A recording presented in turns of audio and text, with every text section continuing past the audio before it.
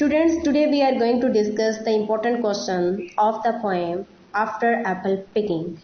Question number 1. Discuss the symbolic meaning of the poem. Question number 2. What does the act of apple picking actually mean? Question number 3. Do you think that the thoughts contained in the poem forecaused his death? Question number 4. Write a critical note on the poem After Apple Picking. Question number 5. What is the central idea of the poem? Students, keep in mind, we have 5 questions. अगर इन 5 question में से कोई भी एक question आपके paper में आ जाता है तो उसका आंसर आपने एक ही राइट करना है. That we are going to discuss in this video.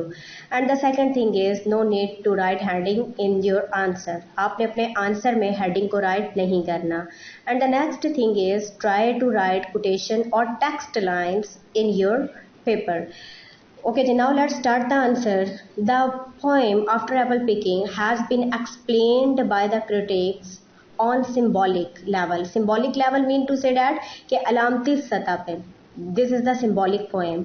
The poem forecasts the poet's old age and death in the long run. It is a matter of general observation that a man is always dissatisfied with what he has done in his life.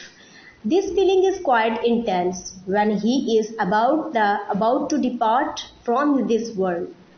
He remembers the desires not fulfilled, the task not accomplished, and the duties not performed at the end of his life. The writer has been extremely preoccupied with the tasks of life. He is now in the winter of life. He feels like drowsing. He is near his death. For winter can symbolize decay, drowsiness, and death. The poet's emphasis on the task of apple picking shows that, on the whole, he is satisfied with his work, but there are still some desires which remain unfulfilled in life.